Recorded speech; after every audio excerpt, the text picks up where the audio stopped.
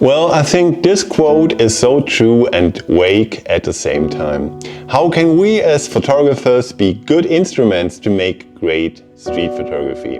What is the secret of taking beautiful, graphically strong, captivating photos?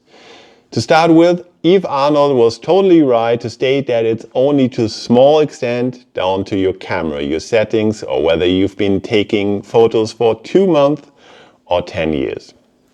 A study by the Alex Webb Institute for Applied Photography found that your Meyerowitz index corresponds to your caffeine level, so it's quite simple. The more coffee you drink, the better your street photos will be.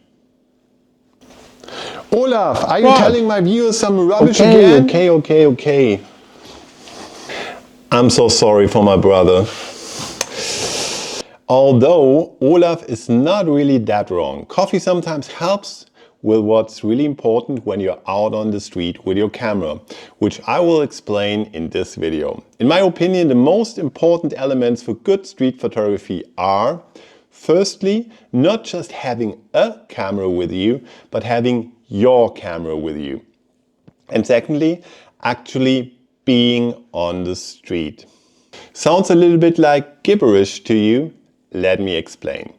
A few years ago, I did a lot of meditation.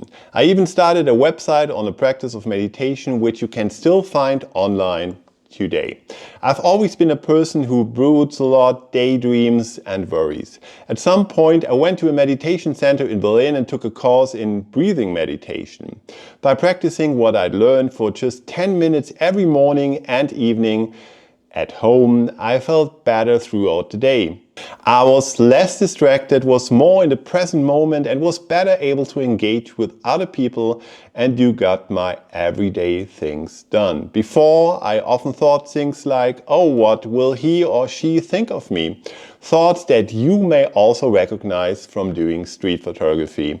And I believe that meditation and street photography have a lot in common. I would even go so far as to say that you can turn your street photography into your own personal meditation to improve your photos and overall well-being. Because I think that the most important quality of a good street photographer is to really be in the present moment when taking photos. On the one hand, it's important that you really know your camera and can operate it without thinking too much, so it's really your camera. And that you are really in the here and now for the time you are on the street. Thich Nhat Hanh, a well-known Vietnamese Buddhist monk, once summarized being in the here and now very aptly. Eat with gratitude, and when you put the piece of bread into your mouth, chew only your bread and not your projects, worries, fears, or anger. This is the practice of mindfulness. You chew mindfully, and you know that you are chewing the bread, the wonderful nourishment of life. This brings you freedom and joy. Eat every morsel of your breakfast like that, not allowing yourself to be carried away from the experience of eating.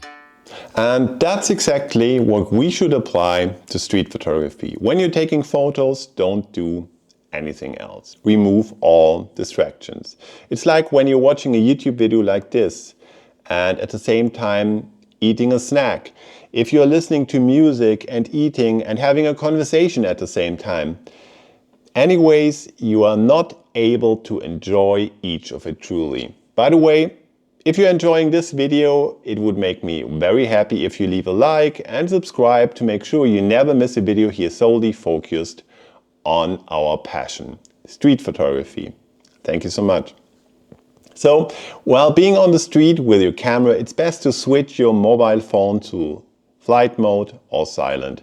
If you still have things to do that day, write down everything you need to do on a piece of paper or make a note of it on your mobile phone and then don't think about it again until your photo walk is finished. And then it's just you, your camera and the things you encounter on the street. Observe, let yourself be guided by the light. Stop if you find something exciting that you perhaps don't yet know whether it's worth taking a photo or not. Unconsciously, we always carry around with us all the experiences, memories and personality traits that give us the ability to take photos that are truly ours. Photos that reflect our essence as the human beings we are. Unfortunately, we all too often allow ourselves to be carried away by worries, plans and doubts, by thoughts of the past and uncertain looks into the future.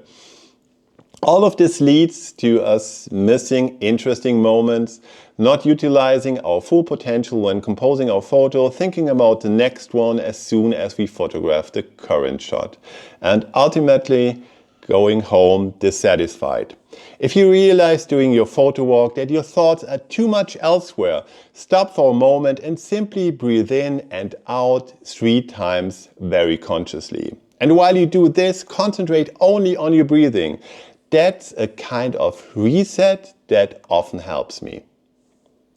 And as for Olaf's advice from earlier, caffeine also helps some of us to bring us more into the here and now and be more focused. It's about finding your own personal way that while you're taking photos, you really only take photos. And block out everything that was before and could be after. Even if it's just for a few seconds, in which you think about nothing other than the photo you're taking before you go back to the office from your lunch break. When you take a photo, you take a photo. Nothing else matters at that moment. Life is short, but not so short that we can't do things one after the other. You will see that everything we do with concentration and without distractions will bring us better results and make us happier street photographers and people. Have you had any experience with mindfulness and meditation? I look forward to your feedback. Please check out also these videos here. They may be something worth watching. See you in the next video.